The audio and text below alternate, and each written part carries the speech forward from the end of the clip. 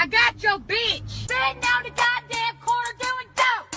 Sitting on the goddamn corner doing dope. Sitting on the goddamn corner doing dope. Corner doing dope. They are to be ashamed. Sitting on the goddamn corner doing dope.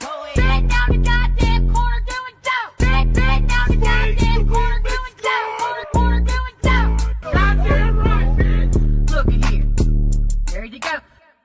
They're out here sharing marijuana. Look at here. There you go. The same old nasty ass people from last week. Corner doing dope. Corner doing dope. Corner doing dope. Corner doing dope. Goddamn corner doing dope. Corner doing dope. Corner doing dope. Goddamn right, bitch. Sitting on the goddamn corner doing dope. Sitting on the goddamn corner doing dope. Sitting on the goddamn corner doing dope. Corner doing dope. Dope. Dope. Goddamn right, bitch. Goddamn right, bitch. Goddamn right, bitch. Goddamn right, bitch. Corner doing dope. Corner doing dope. Corner doing dope. Corner doing dope. Corner doing dope. Corner doing dope. Corner doing dope. Corner doing dope. Sitting on the goddamn corner doing dope. Sitting on the goddamn corner doing dope. Sitting on the goddamn corner doing dope. Corner doing dope. Goddamn right, bitch. Look at here. There you go. They're out here sharing marijuana. Look at here. There you go. The same old nasty ass people from last week. Corner doing dope. Corner doing dope. Corner doing dope. Corner doing dope. Goddamn corner doing dope. Corner doing dope. Corner doing dope. Goddamn right, bitch. Sitting on the goddamn corner doing dope. Sitting on the goddamn corner doing dope. Sitting on the goddamn corner doing dope. Corner doing dope. Dope. Dope. Goddamn right, bitch. Goddamn right, bitch. Goddamn right, bitch. Goddamn right, bitch. Corner doing dope. Corner doing dope. Corner doing dope. Corner doing dope. Corner doing dope. Corner doing dope.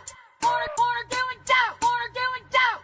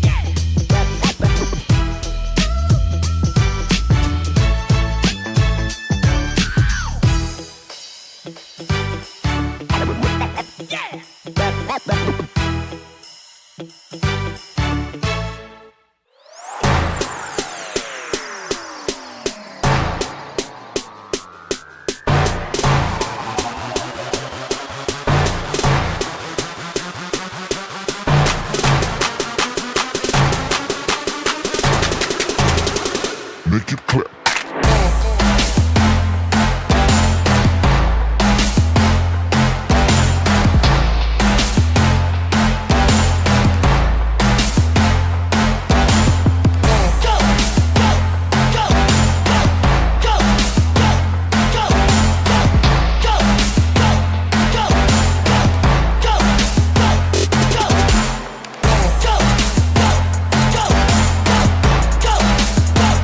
Go!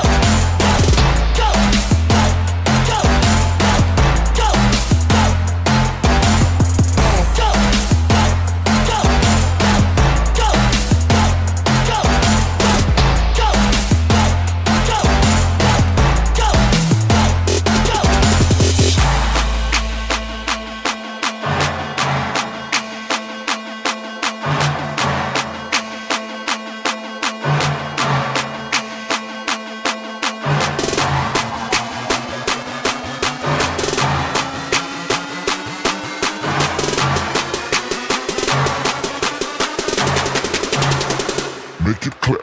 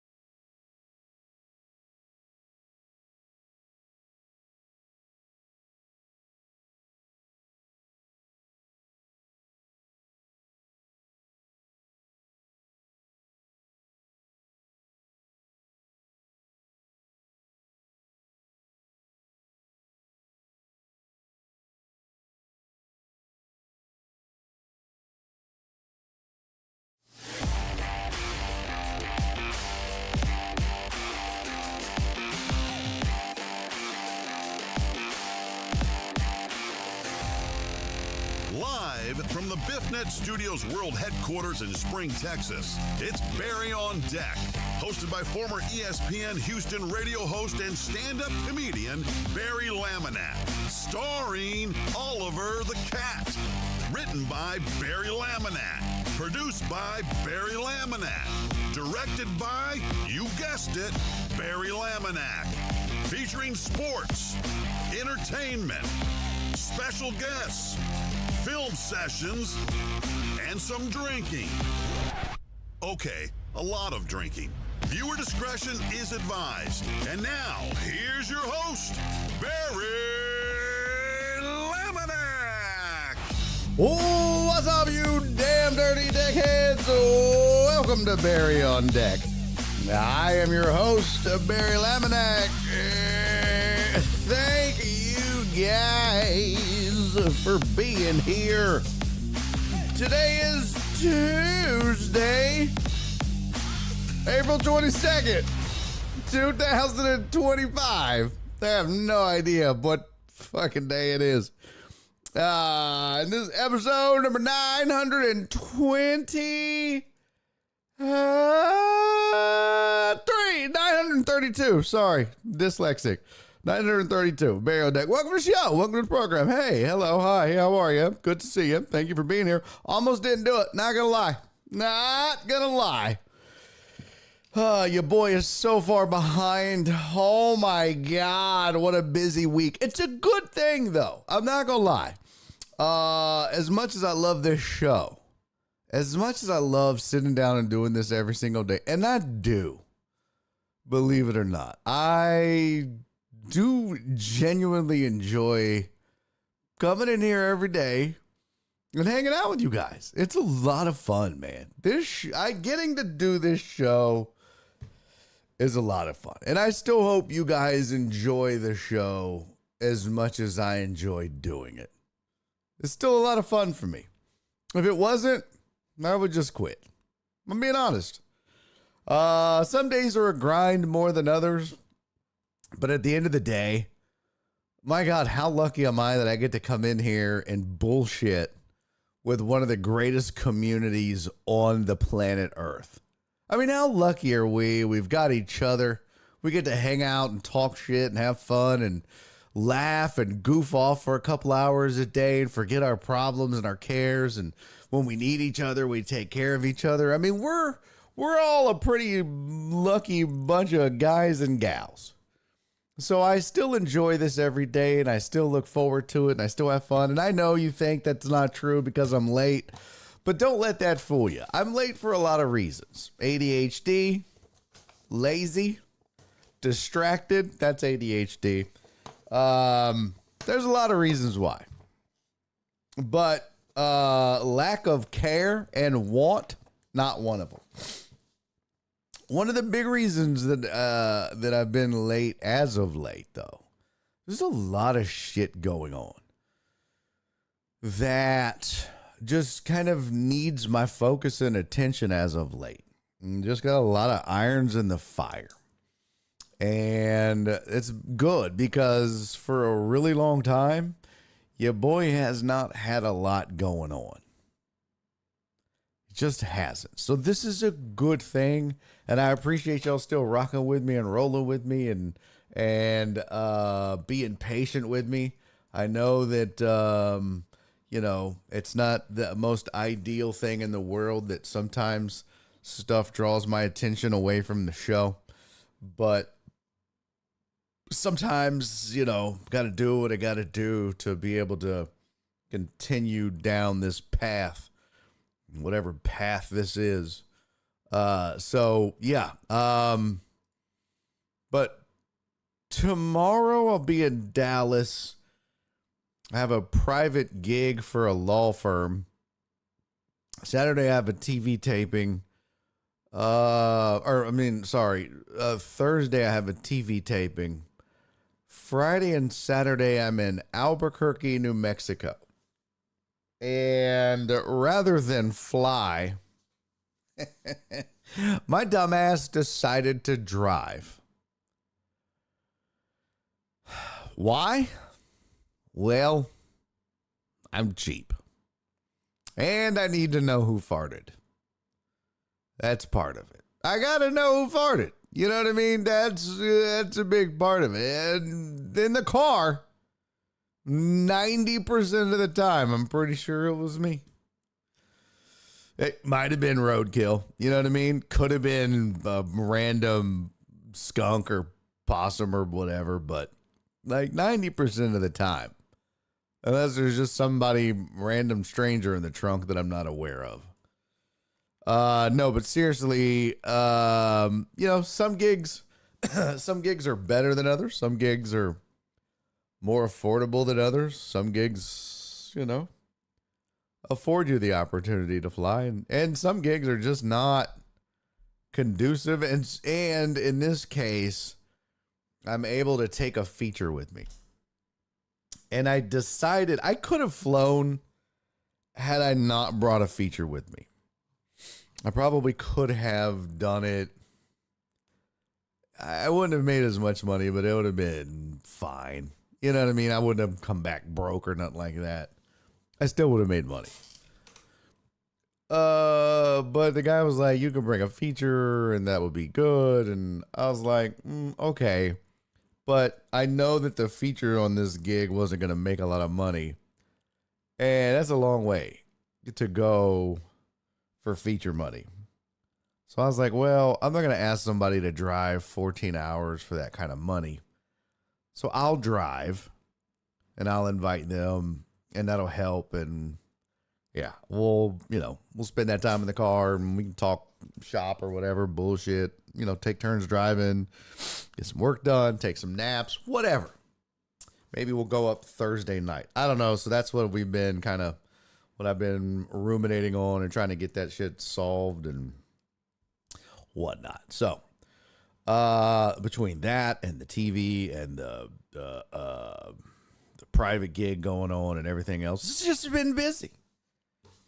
It's been busy. So, that's a good thing though. That's a really good thing. I got merch to make and all kinds of shit to get done before the trip. So, hallelujah. This is a good problem as opposed to I ain't got shit going on. I'm just here. Also,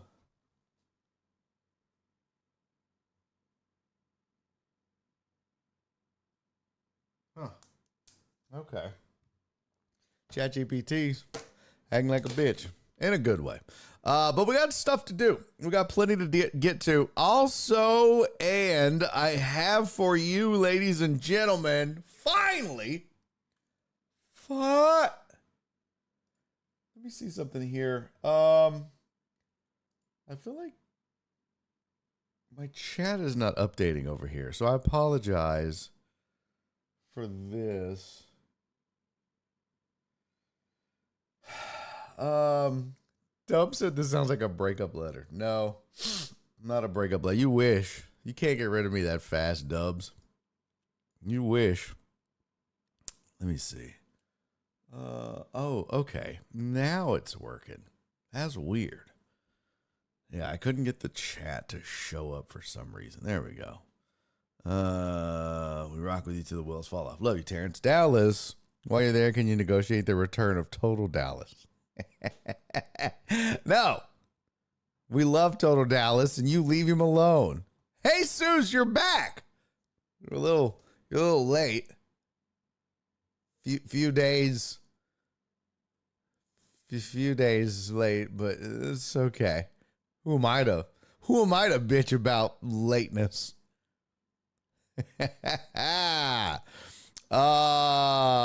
Shit. Potch. God damn it. Hey, send me the stuff that I'm supposed to discuss. Shoot it to me. I forgot. God damn it. I'm a terrible person. Where's my phone at? Potch, send me the stuff. I will mention it. Just send it to me in a nice little package. I know you got a nice little package. Yeah. You have my email, Potch? Either email it to me or DM it to me. I'll get it in today. Promise. Just send me something like talking points or something. Okay? Yeah. Either email. Yeah, don't email the Barry on Deck email. If you have my regular email, cool. If not, Discord. And if that's not the case, here, hold on.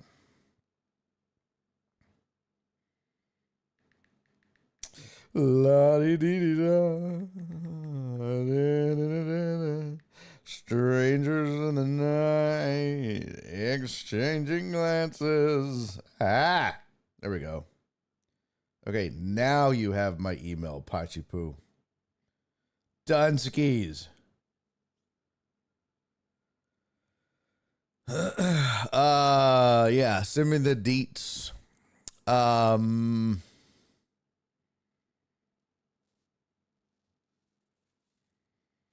Yeah, I don't know if I mean, obviously I don't think I'll be able to get to it today. Might be able to do something this week. I don't know when it is, but send me the details and I'll take a look at it. What up, Swinford? Good to see you, brother. Okay, we got a lot of shit to get to. We got shit to discuss. I didn't even get to finish watching the Astros game last night. I don't even know if they won. Did they win? I didn't even get to finish watching. I was going to watch it today. Didn't get to finish that. So I need to go check the score real quick. Let's see. Tuesday, Monday, they won 7-0. Holy shit. Holy shit. Yeah, it was a pitcher's duel for a hot ass minute, and then the wheels fell off. Cam Smith started a 4-run rally in the 5th. And Hunter Brown, he let his nuts hang. Yeah. Hunter Brown let his nuts hang a little bit. But good for DeZenzo, Zach DeZenzo, getting in on the action a little bit. I'm going to get my wife to make up the talking points. Yeah, I know that you had mentioned some stuff about their social media people. If you want me to talk with them or whatever, just give me their contact info also. Maybe I can reach out to them tonight or something, so. Alex said, I have 4. Never mind. What? That was a fun game. That was a good... Here's the crazy thing, Donna. Which part did you like more? The 7 runs or the nothing? I kind of liked the nothing. I'm not going to lie. I know that's sadistic. I know. But I was enjoying... That was good baseball. And I know that's kind of, but it was good to see the Astros play like that. So Astros are 11-11 now. They're 500. What were they this time last year? Let's take a gander at that. That's always fun to do. See if there's hope. I'm pretty sure this time last year they were not 11-11. 22 games in, they were 7-15. Huh? Huh?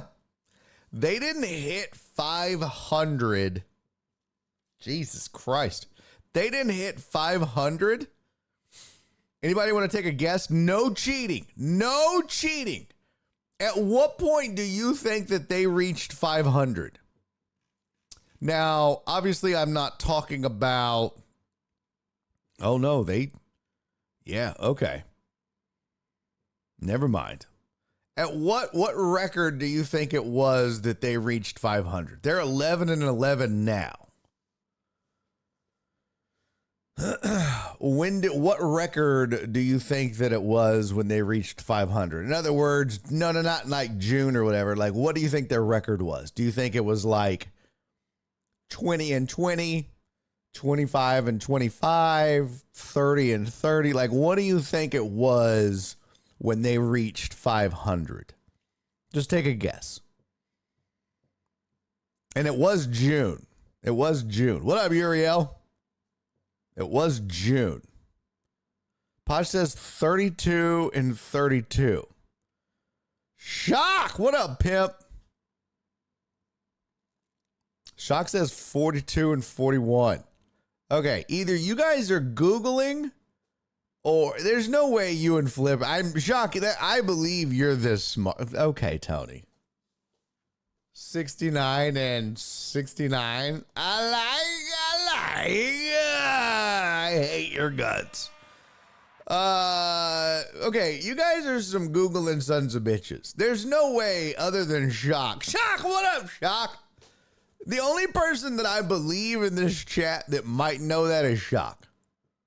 That's it. The rest of you got your Google fingers working. There's no way Flip knows this. Flip's a fucking idiot. There's no way Flip knew this. Not a fucking clue. By the way, I just remembered I need to make Pacha mod again. I never did make Pacha mod again. Let me see. Pachi Poo.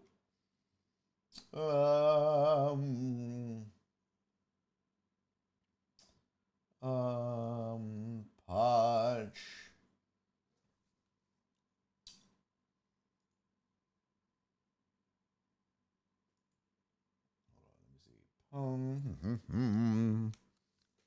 Yeah, his math is off, isn't it, Donna?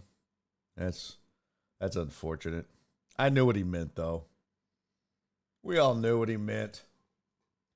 We knew. There we go. Roles manager. Add new. Moderator. Wait.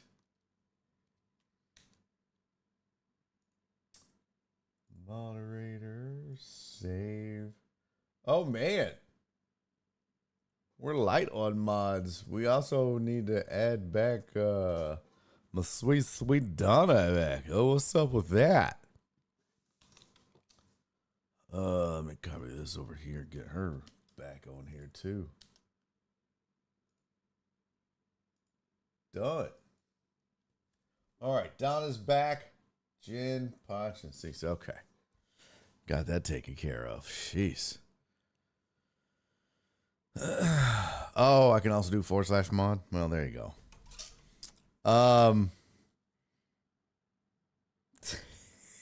Jared, 29 plus 29 is 58. What's 5 plus 8? Now stay with me. 14. 14 is 1 plus 4 is 5. Okay? 5 is a curve. When you got 3, 5 is 2, and 4 plus 3 is 5. 7 is a great callback, Jared. Great callback. The answer is 41-41. 82 games into the season. A complete basketball schedule. 82 games in. It wasn't until 82 games in that the Astros finally broke even and reached 500. And they're 11-11 now. Does that mean much? No. Again, I want to preface that by saying, remember now, last year, they were all banged up. They were all hurt. And that had a lot to do with it. They don't really have that excuse this year. They just suck. I will say this, and somebody clip this. Somebody mark this up. Somebody write it down. Somebody put it in your journal. Somebody mark this down in your baseball tabulation notebook. Somebody type this up and put it on a bulletin board at somewhere. Kroger, Walgreens, the TJ Maxx, the TG and Y. Do they even have those anymore? At the Craig's. You remember Craig's? Somebody, yeah. It was an old pharmacy we used to go to. Man, there was an old pharmacy we used to go to. I don't remember what it was now. Not Rite Aid. I don't remember now. Fuck. Anyways, somebody print this out and tape it to the front of the glass down at the U Totem. Oh, the old U Totem. Here's why I don't feel so Eckharts. Thank you, Donna. Nailed it. You guys nailed it. That's what I was thinking. I was fucking Eckharts. Couldn't remember it. Here's why I am not like freaking out. Okay. Unless it's another Jose Abreu situation. But right now, this team, for the most part, is getting good pitching. Okay. They're just not hitting. This team is going to hit. We talked about this last year. I told you they're going to be fine. And this team this year, they're going to be fine. Christian Walker's going to be fine. Right? Right. Right. Now, look, Cam Smith, we don't know. We're not 100% sure. But I think Christian Walker's going to come around. He's basically just Alex Bregman in it. We've seen this movie from him before. Alex Bregman would do this, right? He'd start off slow and slowly turn it on and boom, there you go, right? And that's the other thing I was going to get to, Flip, so give me a second. So the hitting is going to take care of itself, right? It's one of those things where, as far as hitting goes, for the most part, not always, because sometimes, you know, guys, their skills diminish and they just never get it back, a la Jose Abreu. But for the most part, guys regress to their mean, and that can be a good thing or a bad thing. So if they're slumping or if they start a season really slow or really bad, they usually tend to pick it up and get their numbers by the end of the season, which means we're due for a hell of a lot of good from Christian Walker as a fan base. Yay. So, but when you see a guy get really hot, and I used to preach this all the time, because you'd watch a guy like Jake Marisnick or Miles Straw or, you know, Chas McCormick start off the season on fire, and everybody be like, well, this is found money. Well, so hold on, amigo. This ain't going to happen the whole year. You know that, right? Like, they're not going to have an OPS of 900. It's Chas fucking McCormick. It's Spice Boy. It's not going to happen. Okay? It's Jake Marisnick. He's not going to do what he does. He's going to do what he does. Does that make sense? So let's all calm down for the good and the bad. I mean, you can get excited when a guy gets on a hot streak, but just know it's not going to last. And at the same token, No reason to freak out because a guy starts a season in a slump. Slumps happen. You don't get to pick when they occur. Everybody slumps. Even Altuve has his slumps. Jordan slumps. Everybody slumps. You just don't get to pick when they occur. So some of these cats are going through their little rough patch right now, and that's just fine by me. Okay? Now, the good news is, pitching-wise, one, your ace,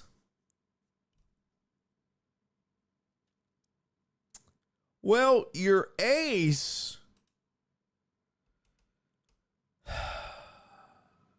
your ace is not your ace. And that is great. Oh, that's so great. Barry, what do you mean? I'll tell you what I mean. Chad, I'm glad you asked. Thanks for asking, fuckface. Here's what I mean. Listen, let me explain this to you. I gotta do everything around here. I'm sick of this shit. So sick of carrying this show. Listen. Sometimes when you win, you lose. No, I'm just kidding. I'm not going to do the white man can't jump quote again because I'll butcher it. Going into this season, Framber Valdez is on the final year of his deal. Astros are going to have some decisions to make. Do they trade him? Do they hang on to him and then just try to negotiate a deal with him at the end of the season? And if they can't, they have two choices. Are they going to Alex Bregman this thing, or are they going to Kyle Tucker this thing? Or are they going to Jose Altuve this thing, or Jordan Alvarez this thing? Whatever, which one you want to look at. But they've got a decision to make with Framber. Be that as it may, he was the de facto ace going into this season. But I said last year, towards the end of the season, yeah, that's great and all. But the ace of this staff going forward, the bona fide stud ace of this staff, is and will be Hunter Brown. You just need him to snatch that role. You just needed to grab it by the neck, like the dirty little minx that it is, and spit in its mouth and do dirty stuff to it. What?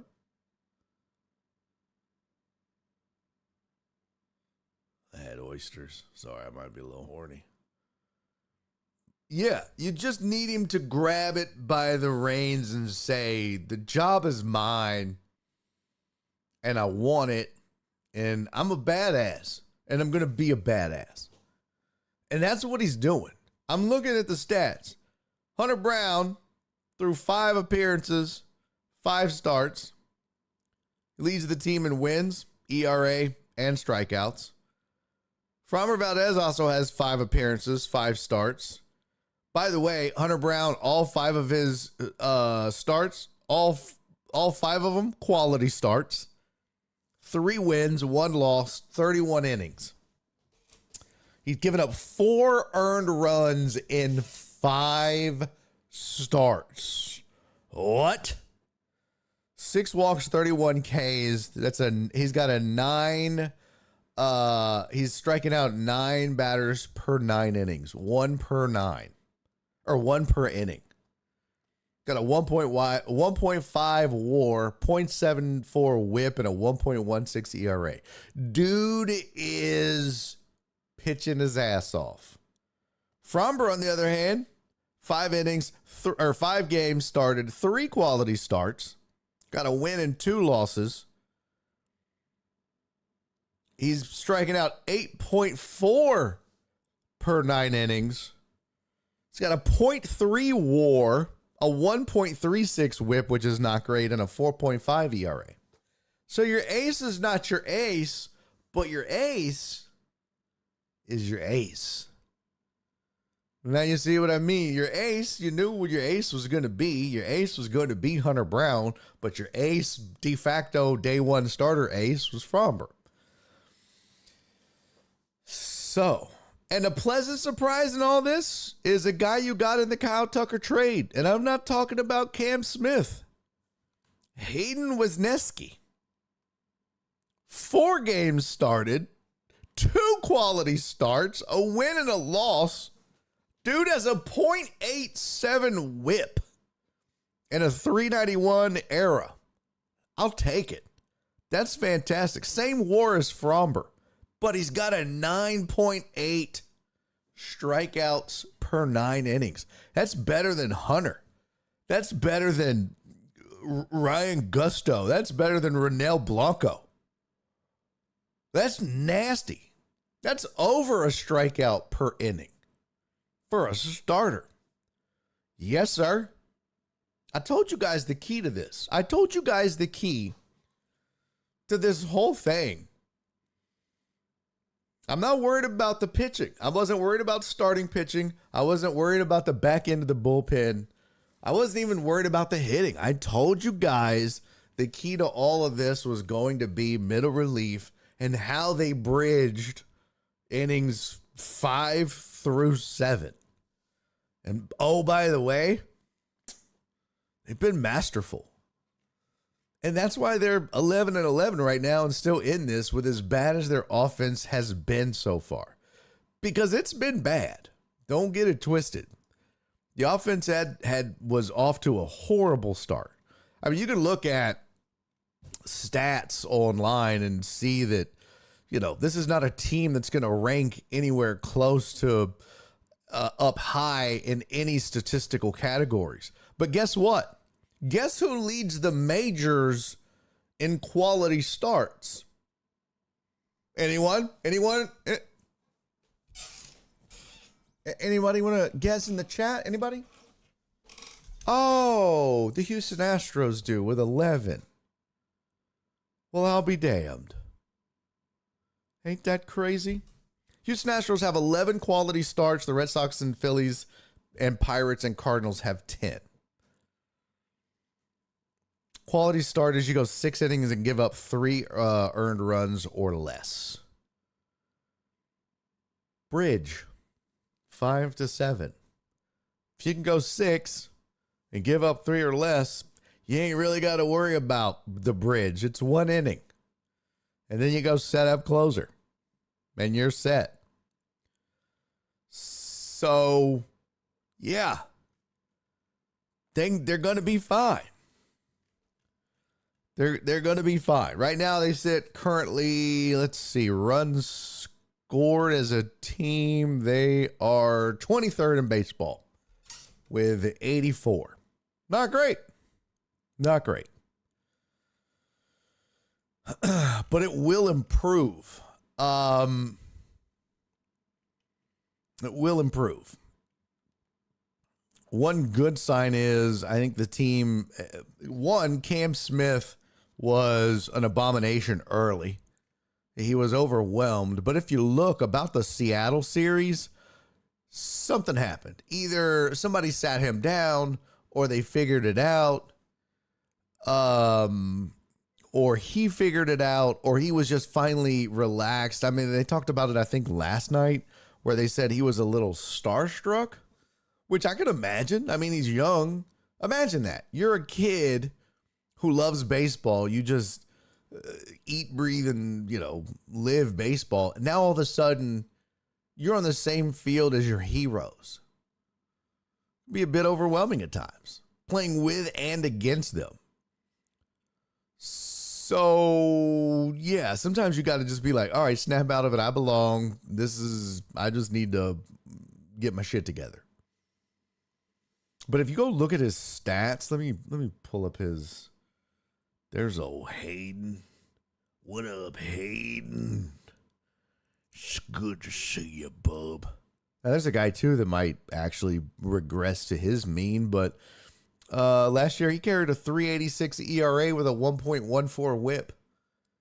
And we know how good the Astros have been in the past with teaching guys how to pitch and taking a good pitcher and turning them into great. Hayden Wesneski might be the next Charlie fucking Morton. We don't know. It's what they do. It's what they do. It's what this organization does. They take guys that are good and make them great. And I mean, a 3.86 ERA with a 1.14 whip is solid. It's good. Especially if you're pitching in Wrigley, where if the wind blows out, so does your ERA. His ERA over the years in Wrigley, 2.18, 4.63, 3.86. His whip, 0.94, 1.28, 1.14. I told you a whip, anything below 1 is great. Anything from 1 to 1.1 is good. 1.1 to 1.2 is solid.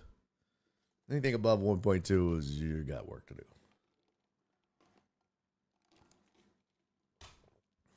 He's got a career 1.14 ERA with a career 3.93 ERA. So, I mean, career 1.14 whip with a 3.93 ERA for his career. 72 games played, 26 starts. He's right on track. So, so Cam Smith had an abysmal start. I shall show you. I shall prove my point. Here's his game log.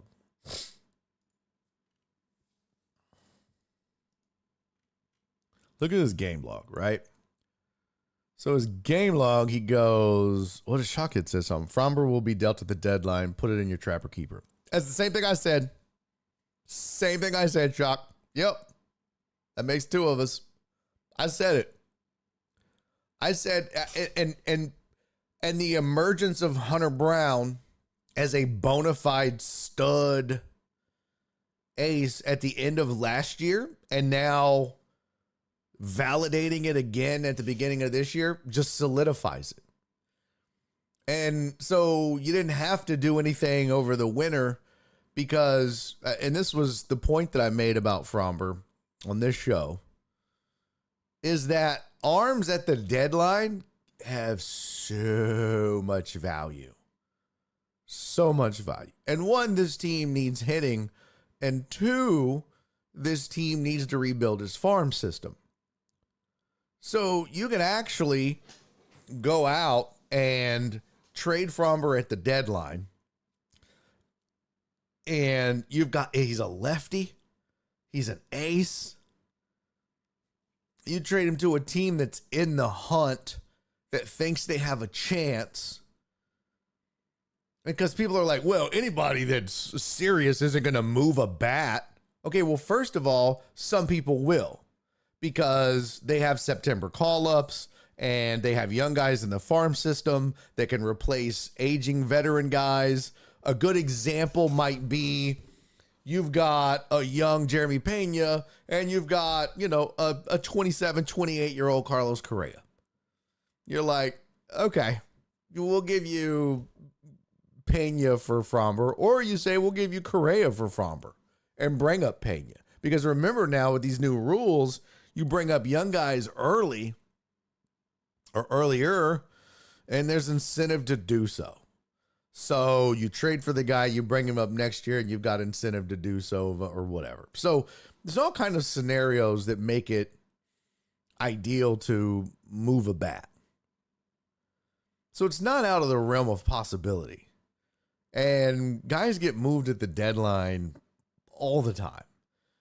And guys have, they fall out of favor with their team, or maybe they're just not in a position to, be a contributor for the team that they're on. An emerging young guy. It just happens.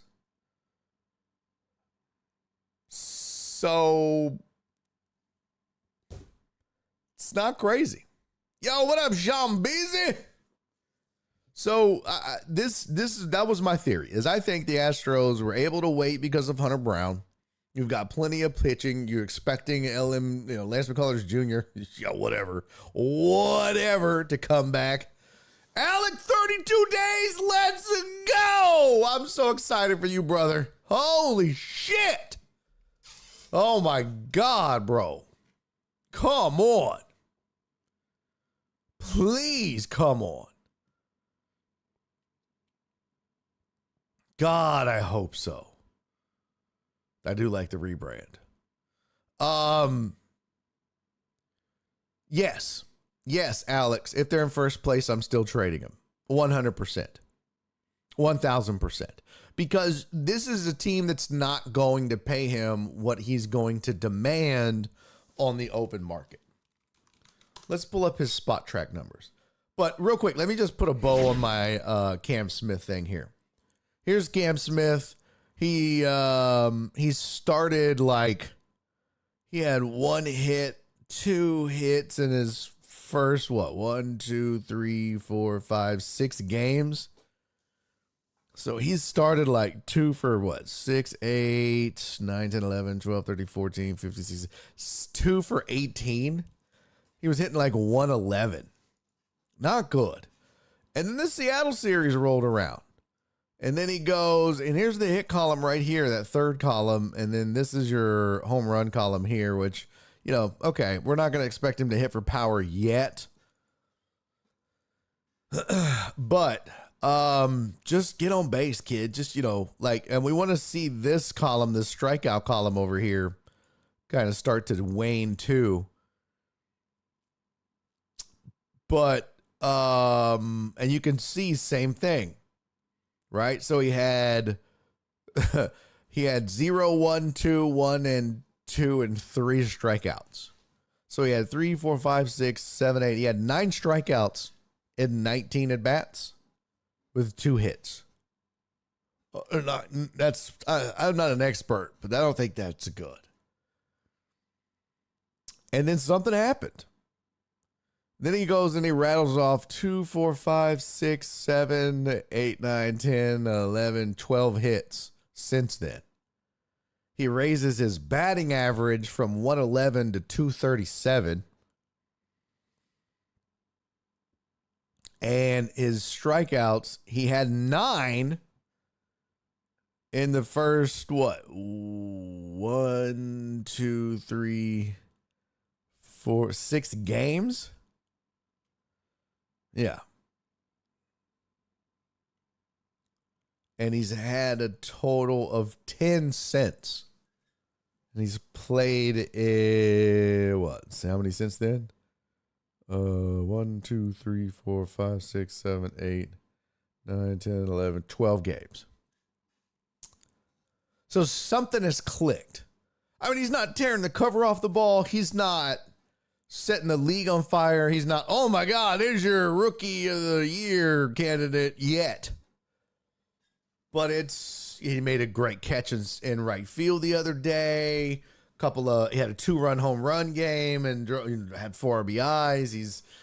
But to see the strikeouts, to see them starting to cut down a little bit. Now, I mean, he still had this run here. He's 1-1, 2-1, 2-1. He's a rookie. It's going to happen. And once Mauricio Dubon said it, once he figures out that the league figured him out and he makes those adjustments, sky's the limit for the kid. And so he'll be fine. He's just got to figure that out, get a little more patient and learn how to get on base by drawing walks and not put so much pressure on himself. And that's the thing I want to see. He's got 4 walks total. When you see that number climb, he's figured it out. So just watch his walk total. Just keep an eye on his walk total. Once that number goes up, mark my words, everything else will take care of itself. Strikeouts will go down, hits will go up, his entire slash line will change, power numbers will go up, everything else will take care of itself. He's just got to figure out. He's just got to get his eye right at the plate. So, and he will. He'll absolutely figure it out. I do believe that. So he's just young. He's just young, but he's got 10 RBIs already. Not terrible. Let's see something here. For the team, let's see. Jordan has 12. I mean, okay, kid. Go off, player. Yeah, Isaac Paredes and Yordan Alvarez have 12 RBIs. Cam Smith has 10. I'll take that. Where are you at, Christian Walker? Oh, 4? So like I said, you're going to get, Walker's going to get his bat going. That's going to help this offense. This is the guy that I'm most stressed about that nobody's talking about is Yainer Diaz. This is the guy that I'm most concerned about. I'm more concerned about Yainer figuring it out than I am about Christian Walker.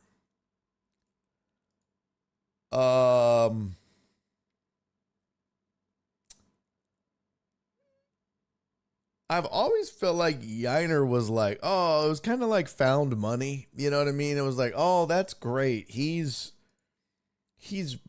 been, he's done really good over the course of 2 seasons. But if you look at what he did in year 1, and that was with Dusty kind of inhibiting him a little bit, not being the starter and playing behind Maldonado, and then he was given the job, and his numbers actually regressed pretty significantly. And now it's even worse. So when he wasn't the starter, he had 104 games that he played in, 355 at bats. He had 23 home runs, and he slashed 282, or he slashed 308. What was it? 282, 538, 846. He only had 16 home runs last year. This dude doesn't have a long track record of success. 2 years. So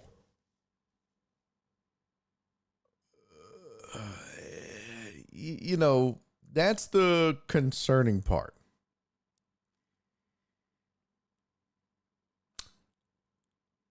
Is you've got 1 year when he was a backup and 1 year when he was a starter. And the 1 year that he was a starter was not as good as when he had more RBIs, but he also hit higher up in the order. So, I don't know, he had 107 strikeouts. Now, again, more at bats, more opportunities. Drew more walks. It's great. But again, his slash line overall slugged less. And so he had a lower OPS. WAR was the same, but that takes into account defense. Yainer is concerning me. Because Yainer is supposed to be that guy that you could play a little first, you could DH. He was just supposed to be that steady Eddie bat behind the plate. I'm not so sure about that. Christian Walker, I'm not concerned about. Yainer, a little nervous about this. Little nervous. So I don't know. Just telling you, put a push pin in that. We'll come back to it. Check back with me in June. Let's see how Yainer's doing. Might not be great, kids. Just FYI. Might not be great. Let's see. Let me get. So Flip said, when will the errors slow down? So it's not a good fielding team. Let me go. Hold on. Let's see. You've got a guy playing out of position. You've got, Isaac,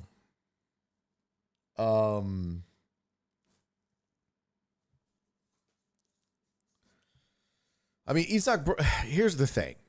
this, as a fan base, we've been spoiled because not only have you had guys who are killers at the plate, but Ash, CSI, Apple Pie, Bill Nye the Science Guy, Lakers in 5. You crazy. But also they're great defenders, right? I mean, Bregman and Correa, and then Correa's replacement Pena, like these guys were great at the plate, but in the field, they're just magicians. And even Altuve was above average at second base as a defensive player. And Yuli could pick it. Now, Christian Walker's a Gold Glove first baseman, but goddamn, he looked like ass last night. He or not last night, the night before versus the Padres. It's just, look, I think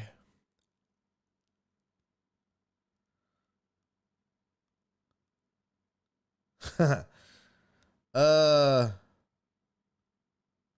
that's true, Joe Pro. Bregman was a strikeout machine earlier, turned into a walking taking master. That's it.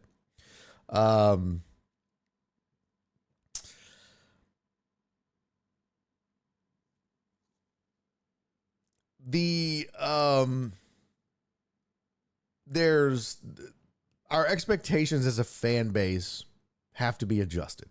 So that's part of the problem. As you've had some of the best players in baseball assembled into one team, and they're no longer here, and they're scattered throughout. And through 1 month, or through the first couple of weeks, it looked like you had an MVP in the American National League in Bregman and Tucker. So, it's just not going to be, Let me see errors. Let's see. Team. Fielding percentage.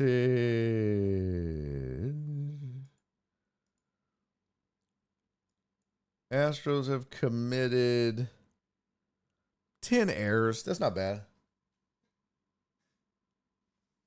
They have a 987 fielding percentage. I mean, Boston has 25. The lowest is San Francisco at 7. Like I said, I mean, it's not horrible. It could be better, but Barry, what did you and Nor think of El Norteño? Oh, I'll tell you that in just a second. Christian Walker's made a couple, and he's a Gold Glover. And then there's been a couple of balls that you felt like probably like last night, Altuve had one that, probably a regular normal left fielder comes up and makes that catch. He just let it dive in. No harm, no foul. They already had a 4-run lead, so you didn't need to worry about it. But that kind of shit's going to happen when you got guys playing out of position. So it's just going to be what it is. But overall, look. These ain't your bandwagon Astros to talk about TDP in the chat. These ain't your bandwagon Astros. This is a new kind of squad. This is a new kind of team. And I will tell you this, and we're going to move on. I think this team will look different after the trade deadline. And I think they'll be better. I do. I think they'll be better. One, they're in a weak division. First of all, I was stunned to look at the standings and see that there are four teams with a positive plus minus in the American League. Not in a division. In the entire American League, there are 4 teams that are scoring more runs than they allow. That's how bad the American League is right now. What? Yeah. Unless it changed overnight. Nope. Yep. Somebody snuck in there. Now there's 5. There you go. Yankees are plus 28. Thanks, Milwaukee. Because the Yankees, remember all that? Oh, man, the torpedo bats, they can't be stopped. Remember, they scored 20 runs in game 2. They gave up 9. That's a lot in baseball, 9. They scored 20 and 12. They scored 32 runs in 2 games. They ain't doing that all the time now, folks. They lost last night 6-4, won 4-0, lost 10-8, won 1-0, 6-3, 4-3, 4-2. So much for torpedo bats. I mean, we acted like they were going to put up double digits every single night. Now, look, there's 9, there's 9, there's 10. Yeah, okay. It's the fucking Pirates, and it's the, it's going to happen. And they've got decent pitching, but so the Yanks are a plus 28. 32 of those were 2 games. Tampa Bay's a plus 8. But Jesus Christ, they've only allowed 86. They've only scored 94. Detroit. Your boy warned you about Detroit. Your boy warned you. Your boy warned you about Detroit. They are a plus 26. Detroit's a plus 26, man. Them boys got some pitching over there. They're nasty. So they are a plus 26. And then Seattle's a plus 5. And looky here. Houston's now a plus 5. Houston last night was not a plus 5. They won 7-0. So if you add that 7 there, that's the reason that they're the 5th team now. They were a negative. The only plus minus in this division, the only positive plus minus in the division was Seattle. Houston now becomes the 5th team in the American League with a positive plus minus. They were a -2, I think. Yeah. Go figure. So, until Dallas talked all that shit and has the Rangers have a 1-game lead in the division and they're 2 up on the Astros. So soon, buddy. It's just so soon. And they got the 2nd worst run differential in the division at -14. Jesus, brother. Look, 4th game, 4th inning, Astros in 4th. Says Shannon Sharp. Okay. Yeah. Great. The Rangers have scored 67 runs and allowed 81. Oh, good luck, brother. Good luck with that. Why don't you zoom in on your screen there, pimp, and tell me who has scored the least amount of runs in the division? No, I'll wait. Oh. Okay. 67. Oh, geez. You know who else has scored 67? Kansas City. That's it. Even the fucking White Sox have scored more runs.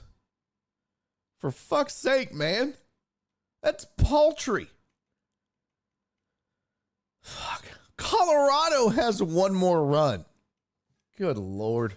Colorado's ass, by the way. But look how many teams are in the plus minus in the National League. A lot more than 5.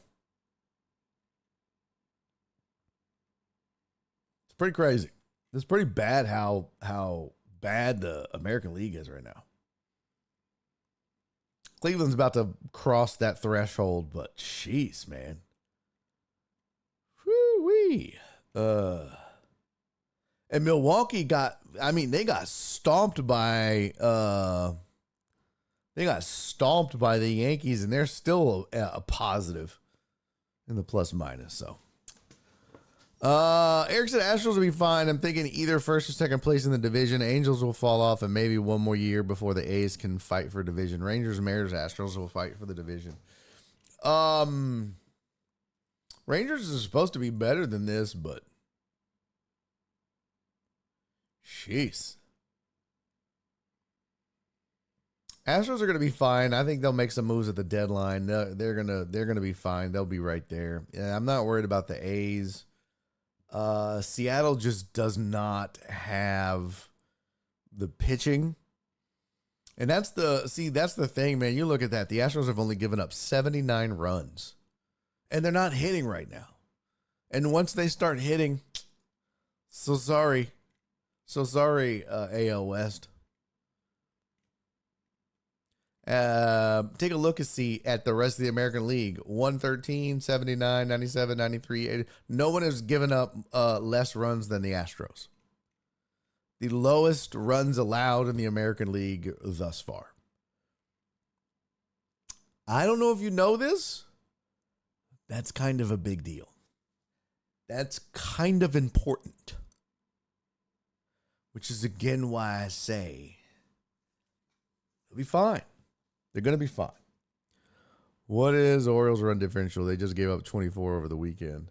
They're minus 20. Yeah. No one is shared of the Astros or scared. Well, that's fine. No one should be. I didn't say they should be shared of the Astros. All right. Let me get back here.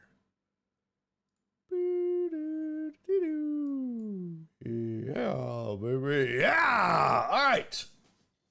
If you're going to talk shit, at least spell it right, jackass. All right. Hey, what up, Mina? Super late bit MIA. My bad. New job. Hey, congrats on the new job, Mina. That's dope. Yeah, Alex Villanueva said Astros Twitter X want results now. Well, they can shut the fuck up. They can suck it. I saw this on, speaking of Twitter X, I saw this, thought this was pretty interesting. I thought this was neato. You may or may not agree. I don't really care. It's my show. We're going to talk about it. What say you, chat? What say you, chat? This says, who is the worst player in this picture? I know my answer. Who's the worst player in this picture?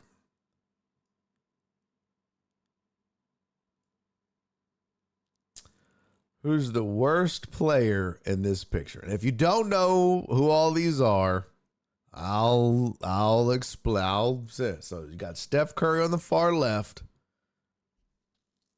You got Dwayne Wade next to him, and then Michael Jordan, and then Kobe Bryant, then Magic Johnson, and then LeBron James, and then Kevin Durant, and then Tim Duncan, and then Shaquille O'Neal, and then Kareem Abdul-Jabbar. Joe Pro, Bill Laimbeer. It's always Bill Laimbeer, even if he's not in the picture. I noticed they didn't put any white guys in the picture. I feel slighted as a white American male. Can we at least get a white guy in the picture to shit on? Huh? Huh?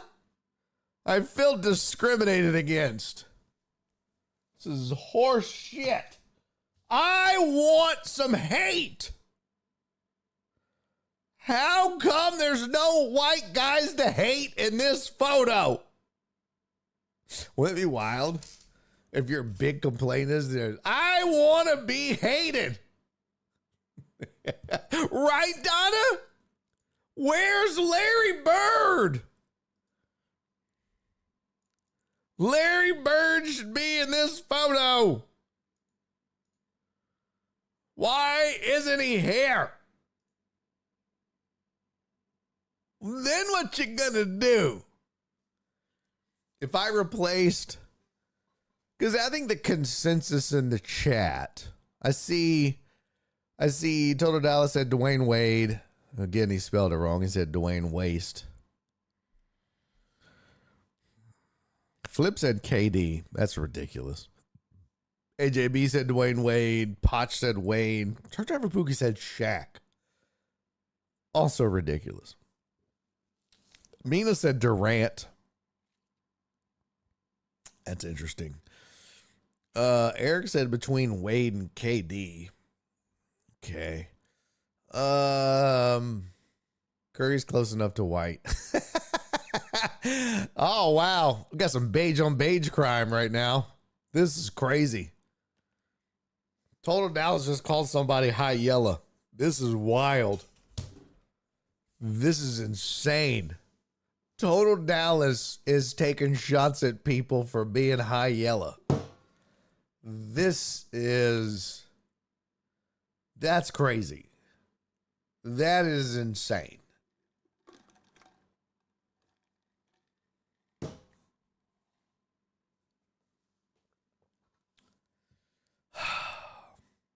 This is crazy. No, I know, Donna. I know what you're saying. And I'm with you. And he certainly wouldn't be the worst player on the photo either. If Larry Bird was here, couldn't even say that. I think the consensus has to be Dwayne Wade.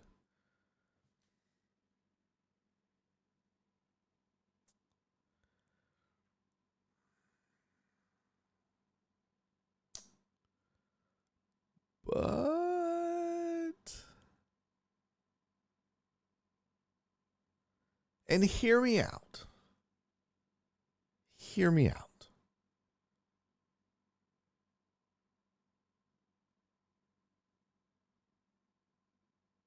No, I can't say it.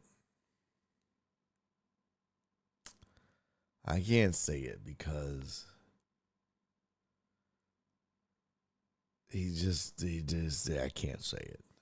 I wanted to, but I can't. It's Dwayne Wade. I just don't understand. Steph Curry gets on my goddamn nerves, okay? He's not one-dimensional, but he's pretty close. But his one dimension is so goddamn ridiculously good. Not even good, great. Not even great, exceptional, extraordinary. Unstoppable to the point that you're just like, well, like that's the crazy thing. That's what I wanted to say was like, Steph is not necessarily a one-trick pony because he can still, in his earlier days, he could take people off the dribble. He doesn't do it as much now. But he just shoot from anywhere and make it. And you can't stop it. But it's just no defense. No goddamn defense. No defense. No defense. But you're right, Mina, and that's the thing. He's the best. He's the purest shooter of all. He's the best shooter of all time. Without question. But here's the thing. Before Steph Curry, who was the greatest shooter of all time in the NBA? Was it Ray Allen? Was it Reggie Miller? Who are the greatest shooters in NBA history? Was it Larry Bird? Oh, looks like Luke Kennard. 10 best three-point shooters, Steph Curry. Really my top 10 shooters of all time. Steph Curry, Klay Thompson, Ray Allen, Kevin Durant, Reggie Miller. Legendary shooters. Ray Allen, Rick Barry, Larry Bird, Caitlin Clark. The fuck? Steph Curry, Kevin Durant, Dale Ellis. Oh, he was nasty. Alex English, Richard Hamilton, Allen Houston could shoot. Steve Kerr, Kyle Korver. Yeah, he could shoot. Dame Lillard, Pete Maravich, Reggie Miller. He could shoot. Steve Nash, Dirk Nowitzki, Mark Price, JJ Redick. Glenn Rice could light it up. Dennis Scott. Jackie Styles. Peja Stojakovic, Klay Thompson, Jerry West. So this was just some random ass list that somebody put together. But on that list, I think the greatest pure shooters, this was the most legendary shooters in basketball history. They have Ray Allen number one.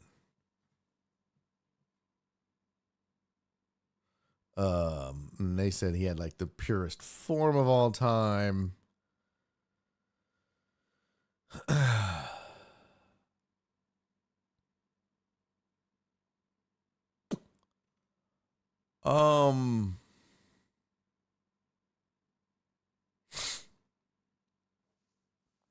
Man, I just remember Dale Ellis making so many threes as a supersonic against the Rockets. Fuck him. I mean, Bird's certainly up there. Ray Allen's certainly up there. Reggie Miller's certainly up there. But all of these guys, though, go down as kind of... I mean, Bird was not a one-trick pony. That's the thing. And that's kind of my point. Some of these other cats, I was like, yeah.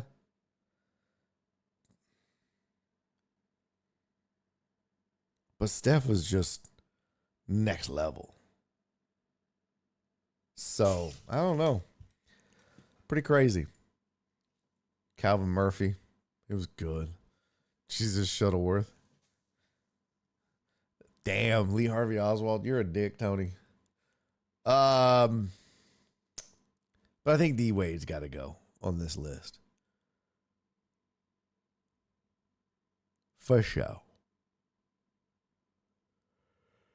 Yeah, I'd say that's about right. All right. There was something else. Tomorrow. Oh, we got the NFL draft coming up Thursday. And I'm going to take a look at Lance Zierlein's mock draft. I think this is his final one.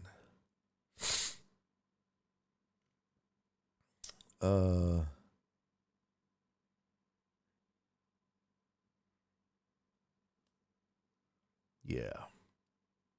So this is Lance's latest mock draft. As of April 1. It kind of makes me think, like, is this April Fool's? But it's not. Oh, you know what? I never looked up. What was I going to look up on Spot Track? I was going to look up somebody's contract. I forgot. Got distracted.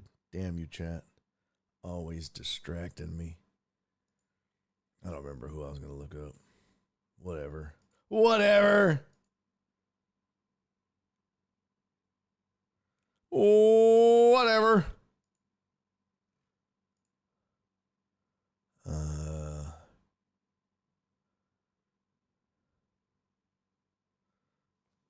Oh, Mahmoud Abdul Rauf. Oh, El Norteño. My bad. Okay, let me get that out of the way first.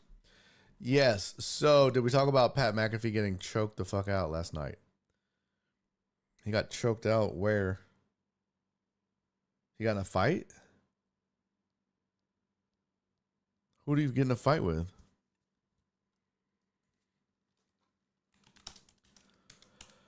Pat McAfee. Who did he get in a fight with? Pat McAfee speaks out after being brutally attacked by Gunther. Oh my God.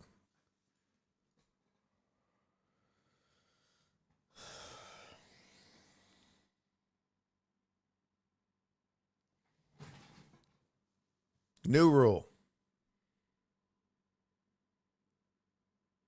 New rule on this show. Okay? I don't care if y'all bring up wrestling. All right? I don't care if you bring up Raw or WWE. But if you're going to bring it up, we're not going to refer to it as real fighting. So by saying choked out, you make it sound like jiu-jitsu or street fight. And as you know, somebody that comes from an MMA background, when I hear choked out, I think legitimately choked the fuck out. Not some fake ass fucking WWE Raw fucking choked out. So all I'm saying, because I don't give a fuck. If you're asking, did we talk about Pat McAfee getting choked the fuck out last night? No. Because you know I don't watch that shit, bro. You know I could give a fuck less about WWE Raw. I don't. When have we ever talked wrestling on this show? Never. Now, had somebody choked him the fuck out in the streets? Film session. We'll break it down. For real. And discuss what the fuck he did wrong and how he could have defended himself in the streets. But nah, man, I'm not breaking down no damn wrestling. But you can't be making it sound like he got in a real fight.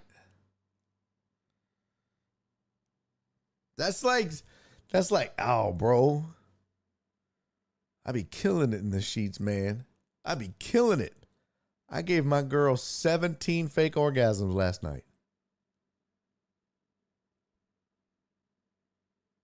We counted. Oh, what? You counted her fake orgasm? Mm-hmm. Sure did. I mean, he turned purple. Brother.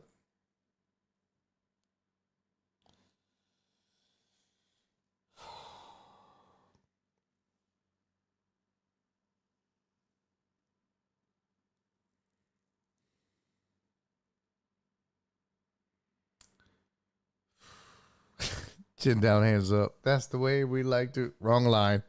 God damn it, Joe Pro. I can see Joe Pro mid-fight just trying to fuck somebody. Chin down, hands up. That's the way we like to fuck. No, Joe Pro.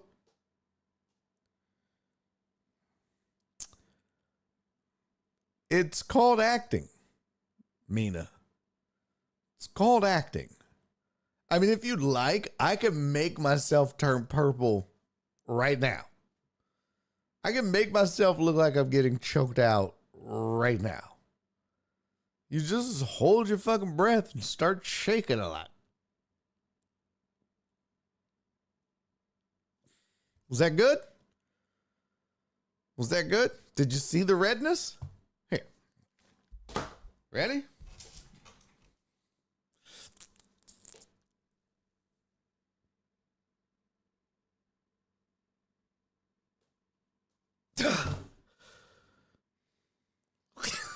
I'm just saying. No, don't get mad, Mina. Come on, bro. Don't do that. Don't get all sensitive and get up in your feels. Don't do that. This is Barry on deck, bro. We don't allow people to get in their feelings. We don't do that. You're not allowed to get in your feelings, bro. Also, that.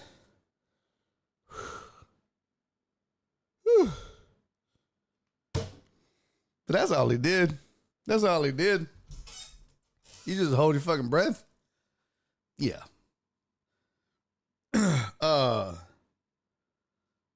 You're gonna pop an eye socket out doing that shit. Now. No, that's what I do when I jerk off. What?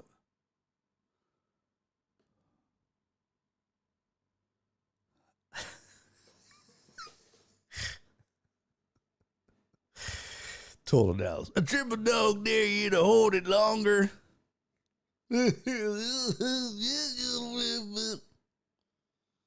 Shut your ass up. Um.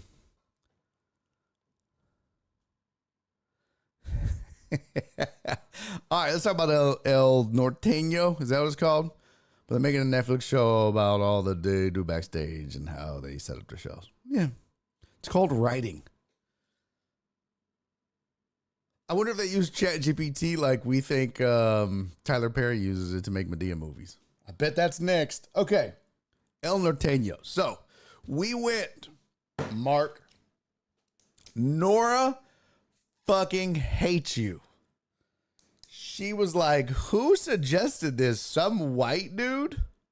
What a fucking piece of shit. Oh my God. Awful. Gross. Blech. She was like, this, oh my God. It's disgusting. She said I should ban you from the show. She's like, I don't know if you can, but if you can, you should ban him. What a terrible suggestion. He's a piece of shit. I was like, well, Mina said, I'm glad Nora hates Mark. I'm just kidding. She fucking loved it. No, Tony's like seconded. No, Tony, you can't just be jumping on the bandwagon. It was a joke. She fucking loved it. She was like, yo, this shit is amazing. I was like, really? She goes, oh my God, yes. So when we went there, I don't know why y'all take anything I'd say serious, like anything. Anytime I say anything, you guys are like, oh, really? No, dumbasses, no. No. So I got the burrito and a mini quesadilla. I got a beef burrito and a mini chicken quesadilla just because I wanted to try it. She got all 5 tacos. Now, I know that sounds like a lot, chat, but they're little mini street tacos, or they're little street tacos. But she just wanted to try each one because, you know, she's Mexican. And they love tacos. It's in their blood, like literally. The other day, she cut herself shaving. And when she did, it was like, boom! The Taco Bell fucking gong went off. I was like, what? True story. She cut herself and fucking Taco Bell. It's a fact. I'm not making this up. She cut herself. She was shaving her legs in the shower. And when the blood hit the tile, I was like, what was that? She goes, oh, sorry. That's how Mexican she is. That's what else said. Mexicans love tacos. Cancel culture enters the chat. Oh, wow. What a stretch. Wow. What a crazy thing to spout out. Flip said, good show, B. They about to touch me. Who's they? Who's about to touch you, bro? Who's about to touch you? Who's about to touch you? What's about to touch you? Who's touch you? Bro, don't do that. Don't do what?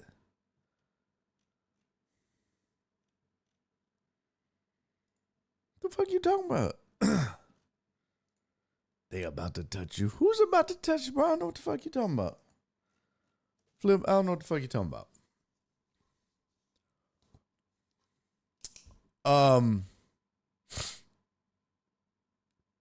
But she loves tacos. I mean, that's when I'm gone,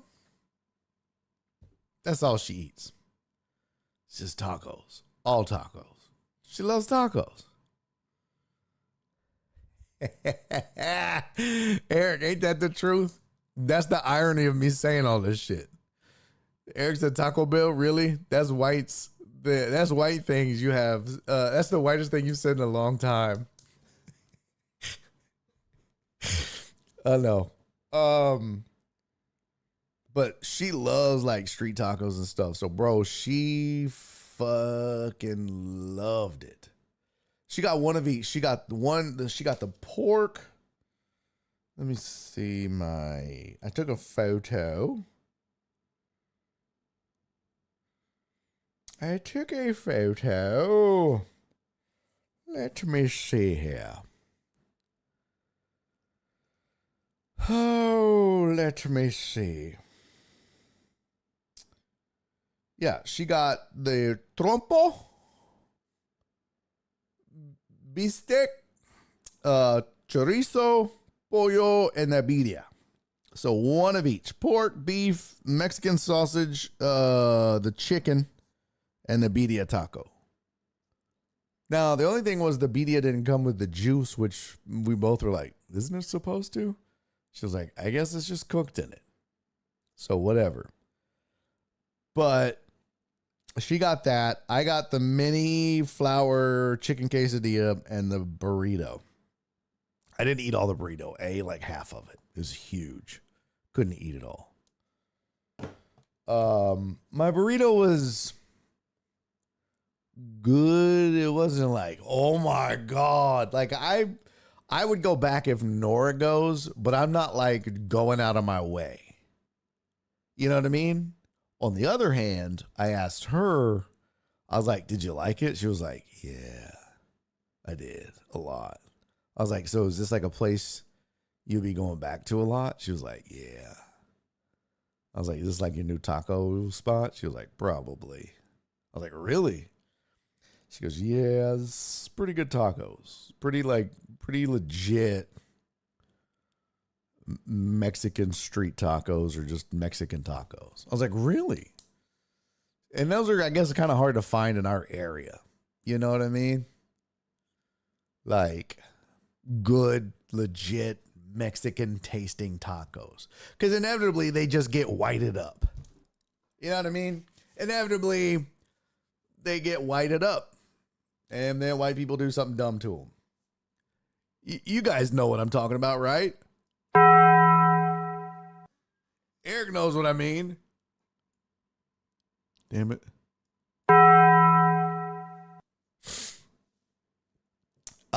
It's called El Norteño.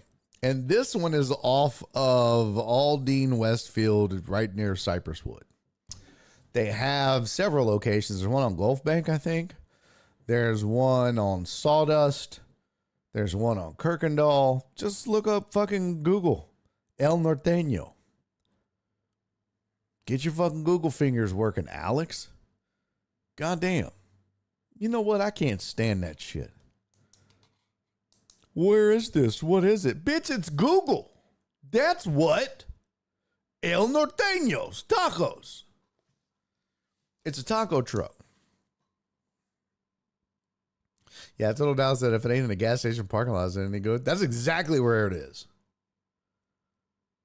That's exactly where it is. Yep. Gas station parking lot. If you don't get asked for change 3 times before, during, and after you get your tacos, they're not going to be good. Not going to be good.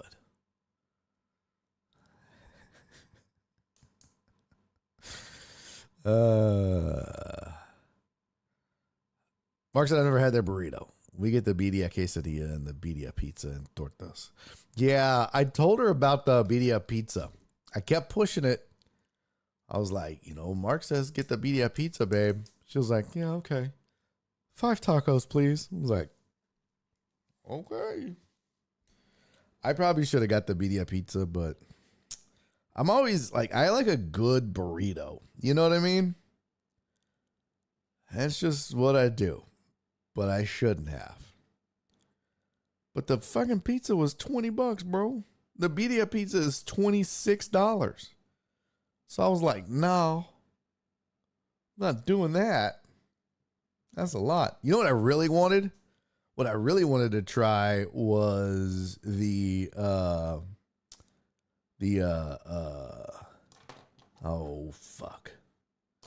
papa asada. I really wanted to try that. That's what I really should have got.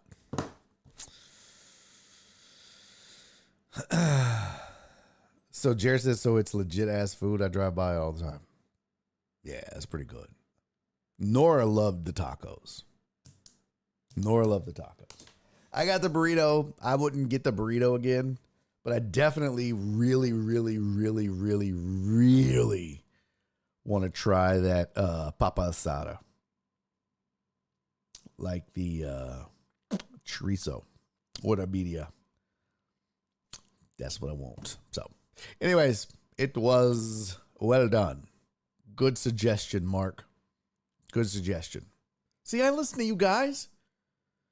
Mark just threw that out during the private hour last week, and I was like, oh, no, never heard of it. Never went in there. And then we got done with the show, and I was like, hey, babe, come on. I'm going to take you to get some tacos. And she was like, oh, what?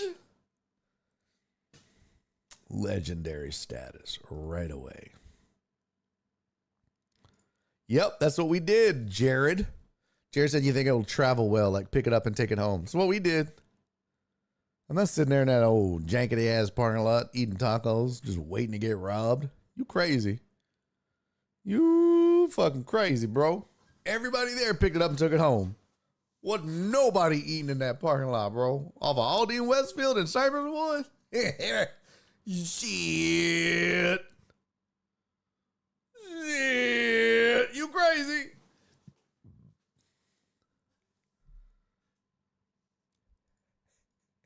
Jesus says, sorry, but those don't look like Mexican tacos. This is coming from a Mexican. Just don't call ice on me. What?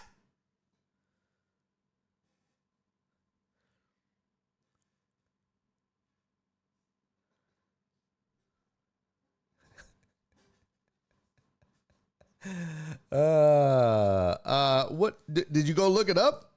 You went and looked it up? I didn't take pictures of the food though. I should have. Let me see if I have. Yeah, I didn't take pictures of the food. I probably should have. That's my bad. I should have taken pictures of the food. They were good though. Nora really liked them. So, I mean, they may not look like Mexican tacos, but my 100% authentic Mexican wife enjoyed them. No, did you ever talk about the LSU receiver that shot himself? That's right where it happened. No, didn't talk about that. But we are going to do this. Stop distracting me. Here's LZ's mock draft from April 1. I kind of want a more current mock draft. Let me see if I can. Let's see. Final mock draft. The draft's in a couple days. Hey, where's the CBS mock draft? Yeah, no, that's White People Tacos. The one I seen on Google. I need to go try them out, but one picture that don't look good. Which one did you Google? Let's see. I Google it. Well, Google it. Let's see. Maps.google.com. El Norteño, number 6. Aldine Westfield, you can suck it, nerds. Da da da da da da da da da da da.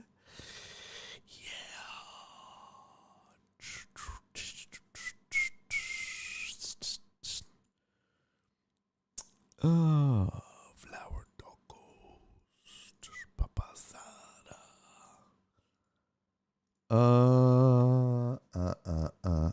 Nope. Media taco.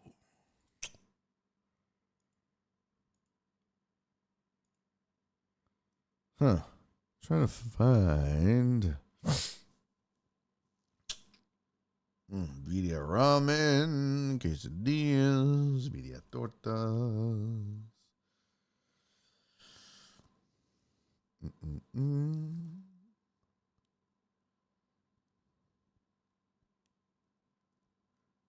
I don't. Yeah, I'm not seeing good pictures that represented the food we had. This is about as close. No, that's not really a good representation. Let's see.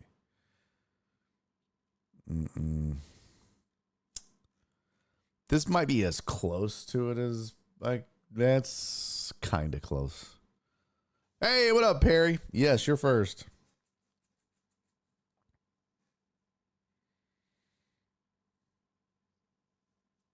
Yeah, that's about as close to what Nora's look like that I see on their list here. So I don't know if that's what you're referring to as white people tacos or not. But that was El Norteño 6. Yeah. So that was the one that we went to near Cypress Wood. Let me see if there's another one here. Let's see. Ah, yes, you are, sir.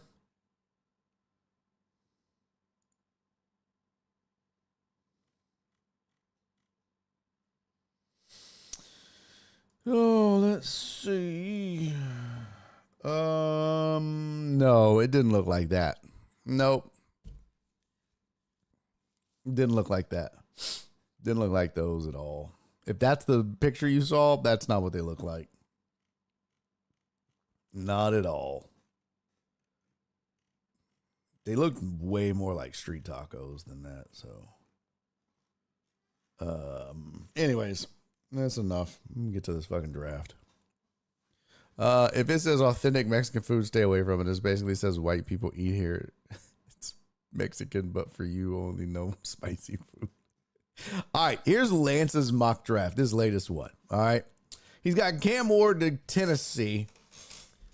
He's got the Browns staying at 2 and drafting Abdul Carter. The Giants taking Travis Hunter. The Patriots taking Will Campbell. The Jags taking Mason Graham. Raiders taking Jalen Walker.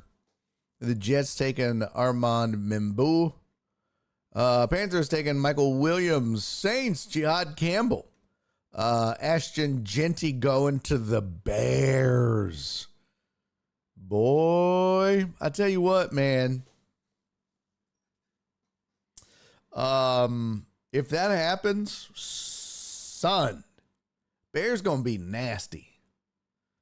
Because it even says Bears did a good job improving their offensive line this offseason. The next step toward getting the most from Caleb Williams now is their run game. And that'll do it. Bears gonna be nasty if this happens. Watch out. Kelvin Banks Jr. to the Niners. I really hope this is where the Texans will trade up. If by this point they don't trade up, I'll tell you, I think the Texans will go receiver. If you don't see them move up to the top 10, 11 to get a starting offensive tackle, because by now there's already 3 off the board. All right. So you've got Campbell's off the board at 4. You've got Mimbu off the board at 7. And then you've got Banks off the board at 11. He's got the Cowboys taking Matthew Golden, receiver out of Texas. Dolphins going Kenneth Grant, defensive tackle at 13. Tyler Warren, tight end to the Colts at 14. Falcons taking Will Johnson, corner. And the Arizona Cardinals taking Tyler Booker, a guard at 16. Mike Green, edge rusher, going to the Bengals. Seahawks at 18 taking Tatauke McMillan. I'll get it. Shamar Stewart, edge rusher from A&M, going to the Bucks at 19. He has the Broncos drafting Amarion Hampton out of North Carolina at 20. The Rams taking Jahdae Barron, corner from Texas, at 21. Chargers taking Colston Loveland at 22, a tight end. Packers taking Siobhan Ravel at 23. Browns taking Shedeur Sanders at 24. And that is a projected trade. The Browns have their eyes on Sanders. They would be wise to trade from the 33rd pick into the first round so they can secure the 5th-year option. that would then come with Sanders' rookie contract. It helps that Minnesota, which currently owns just 4 selections in the drafts, needs the picks. So that kind of makes sense, and then that would give the Browns Sanders and Abdul Carter in the same draft. And then at 25, he has the Texans going Donovan Jackson. See, I disagree, but Texans have brought in competition at guard via the veteran market, but Jackson gives them a starting caliber player with good athletic ability and championship pedigree who can upgrade the interior pass protection. And then Derek Hammond, defensive tackle to Pittsburgh at 26. Ravens would be taking Nick Emanwari, safety at 27. Lions would take Josh Connerly Jr., a tackle at 28. Commanders take Trey Amos at 29. A corner. The Bills would take Donovan I can't say that shit at 30. Chiefs would take Josh Simmons, a tackle at 31. And Jackson Dart would go to the Saints at 32. That would be a trade with the Eagles. With the teams like the Giants and Raiders sitting in front of the Saints in the second round, New Orleans swaps with the Eagles to land at QB. I heard that Jackson Dart's not even going to go. He's off the list of invitees, so we'll see. So there's your first round picks as predicted by one Lance Zierlein. Let me see the CBS mock draft. Let me see. Final mock draft, CBS. And then what we shall do. Let me see. Mock. Every year I check the mock draft grades overall. No, with that. Let's see. Where is it? The Huddle Report. Most accurate mock drafts.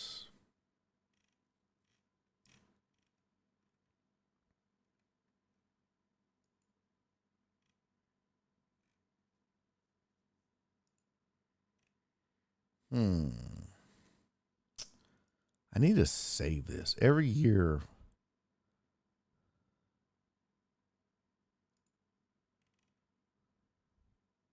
Oh, here we go. Yeah.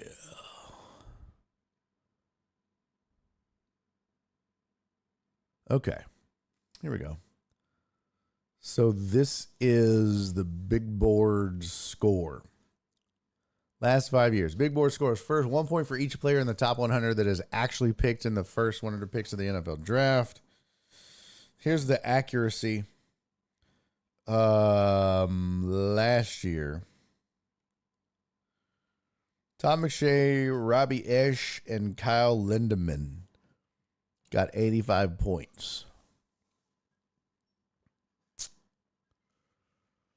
That was your top 3. Where did LZ fall last? Oh, that's over 5 years.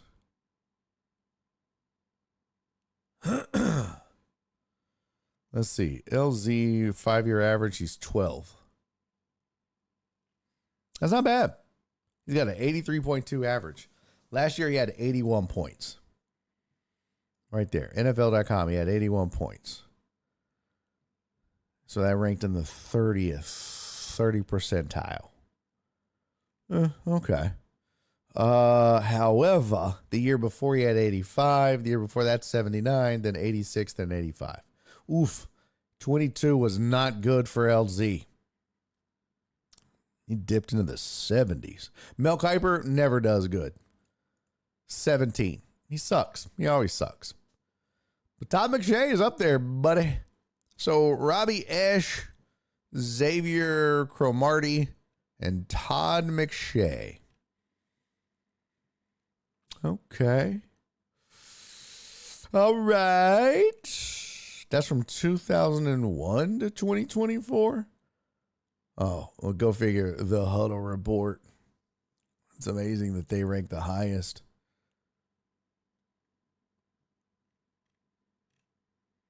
Most wins, highest score, top 100 board champs. Let's see. King of the Hill 2024, 2023. Robbie Ash, Bob McKing, NFL Rough Draft. Oh, those are their point totals.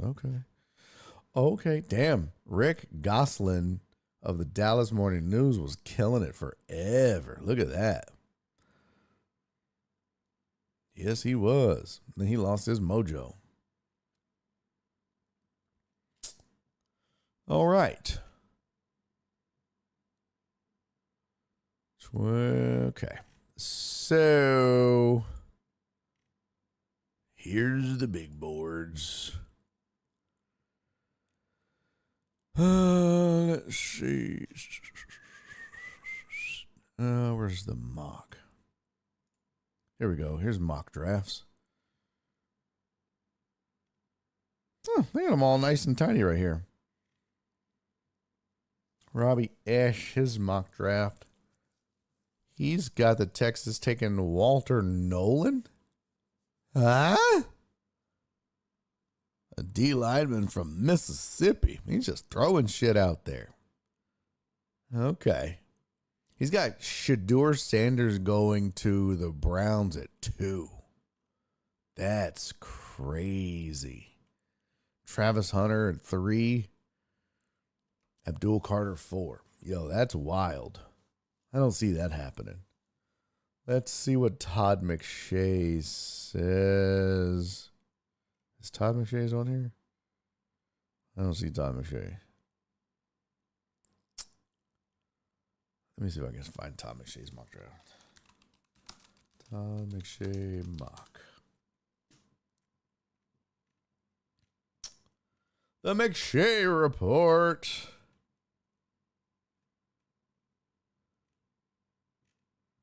Takeaways from Todd McShay's latest NFL mock draft.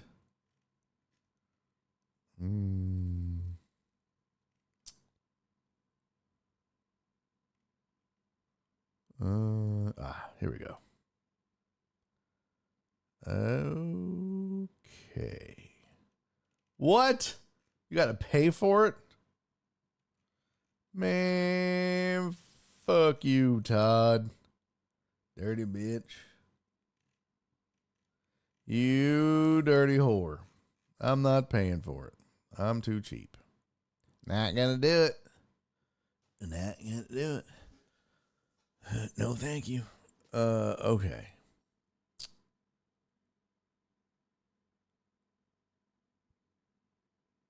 No thanks. Well, okay. No wonder it wasn't listed. Well, all right. Let's see. Whoa.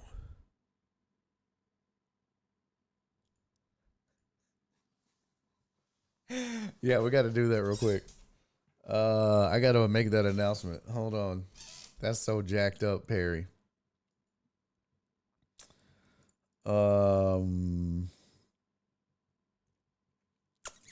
I have announced the winner for the Dad Bod Challenge. And I have it. I have the winner. I have it here. Here. I know 2 of them are here. Is Joe Pro here? I see Truck Driver Pookie. I see Perry. Is Joe Pro here as well? That will be the last one on the list. Joseph Prosif, where art thou? Joseph. Oh, Joseph. That sounds like of Joseph. Of Joseph. Is he here? No, he's not. Okay. Well, ladies and gentlemen, he was here a few minutes ago. Oh, okay. Well, it came down to the internet vote. He gone. Hey, he's there. My bad battery died. Had to plug y'all in. So we did our Dad Bod Challenge. We had 11 contestants total. And you all did amazing. The creativity was fantastic. I loved it. I hope that you enjoyed doing it. You're all brave. You're all fantastic. Never change. You're amazing. Unfortunately, we can only crown one winner. And we did the voting here on the show. And we did the voting on Twitch and YouTube. And then I opened up the polls on X. Now, turnout was not that great, but this is America. The beginning polls, tons of votes. And then, of course, as it went along, less and less. And that's always how it goes. Always. Nonetheless, we ended up with a total of, let's see.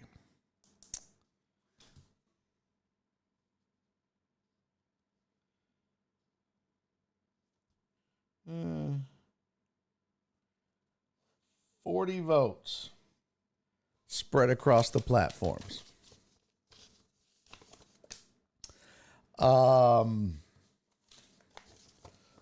So, without further ado,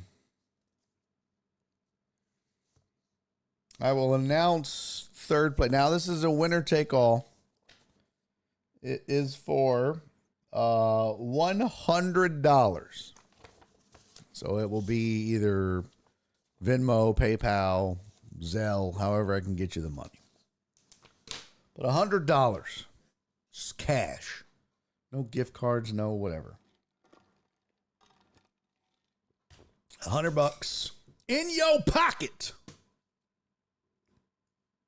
And ladies and gentlefish, without further ado, third place, by the way, the three finalists, if you forgot, let me put them up once more again. Let's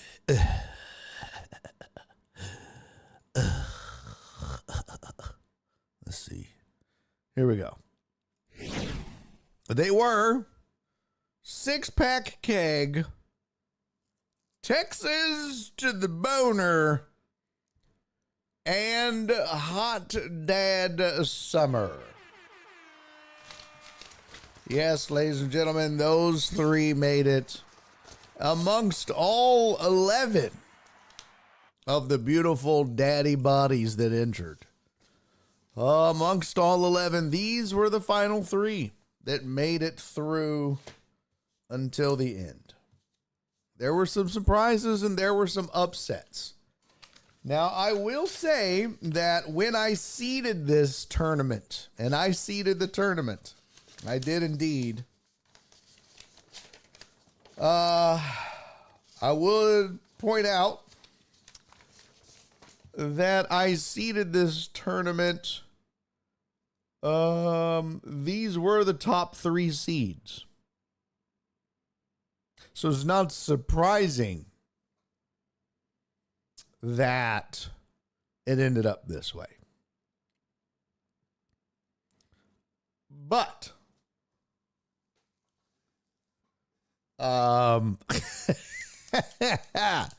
this was your three finalists. And coming in third place,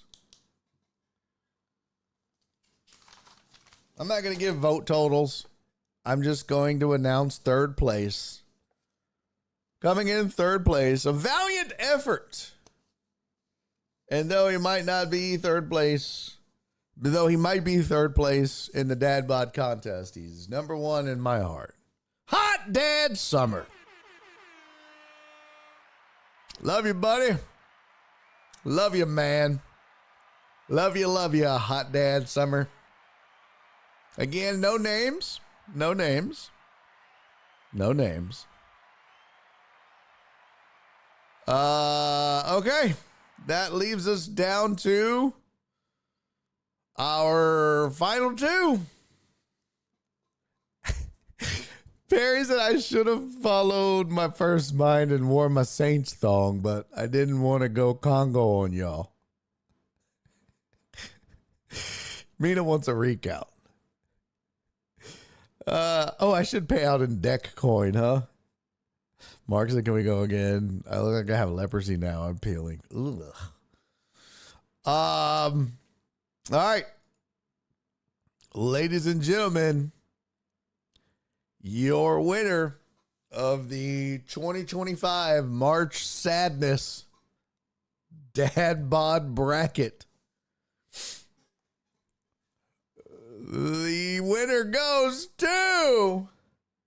I know I don't have a... Do I have a drum roll? Let me see something here. Hold on. Let me see if I have a drum roll in my drops. I don't know what I did with that goddamn drum roll. What is that goddamn... Oh, there we go. I do have a drum roll. Shit. Drum roll, please. And the winner is... Texas to the boner!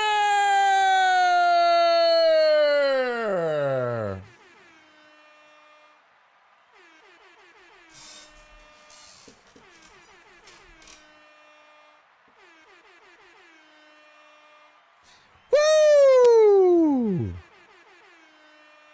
Yeah, baby! Very nice. Very nice. All right. Congratulations to Texas. No names, people. No names. I'm not saying names. Like we don't know who the fuck it is. I'm not. Like we can't guess the one guy lives in the woods. No names! In a world, one man lives in the woods with a rabbit.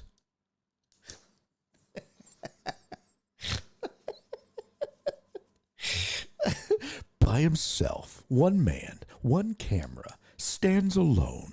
Bottle of whiskey, just him, his shorts, and nothing to do.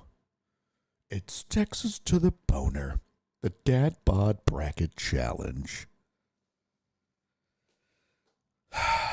Congratulations to Texas to the boner, sir! You are the 2025 March Sadness Dad Bod Bracket Challenge winner. That's right, sir. The Sour 16. Now, Sour 11 just flows better. Yeah, you've heard of the Sweet 16. This is our Sour 11. PB Dubs, cowboy hat, pistol on the side, Texas flag shorts. Who could it be? I wonder. It's Donna. It's gotta be Donna. There's no doubt. Has to be. Well, congratulations, Texas to the boner. You, sir, have won 100 smacker. God damn it, Cece, no names. We said we would keep their identity a secret. Oh. Just ruining it. All right. Can't have nothing around here. You guys just giving shit away. All right. I got shit to do. I got phone calls to make. Oh, Jesus.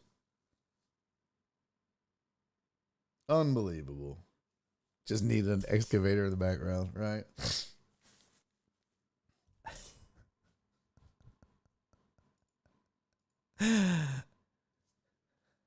All right, let's get out of here. I got shit to do. Hey, for real, congratulations. I will I'm drawing Barry's face on my stomach next time. Ugh. Bro, I swear to God, I will fucking ban you for life. For life. Por vida.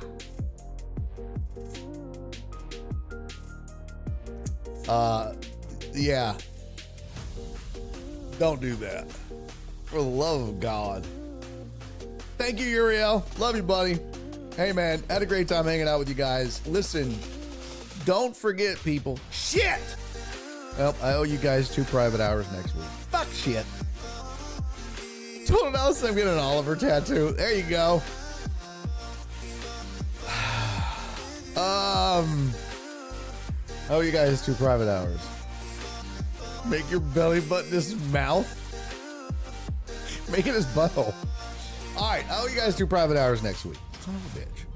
But remember, no show tomorrow. I'll be in Dallas entertaining some law firm on the 20th floor, apparently. It's going to be weird. And then Thursday, I have a TV taping. So no show then. So that's it for the week. I'll see you guys next week. Okay? But I love you. I do. I'm glad we got this done. I'll get with the winner. I won't say no names. I'll get with the winner and get them their money. Otherwise, man, you guys have a great rest of your week. I love you. Thanks for hanging out with me. Be good to yourselves and enjoy the basketball. Go Rockets. I hope your team gets everything they want in the NFL draft. And fuck the Rangers. And I will see you guys on Monday. Until then, do me 3 favors, bitches. Be safe. Be kind. And most importantly, love each other. I love you, Total Dallas. Just fucking with you. I can't believe you made it through a show without getting timed out. Good for you, buddy.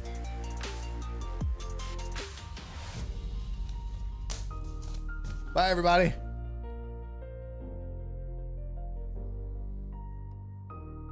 Love you guys.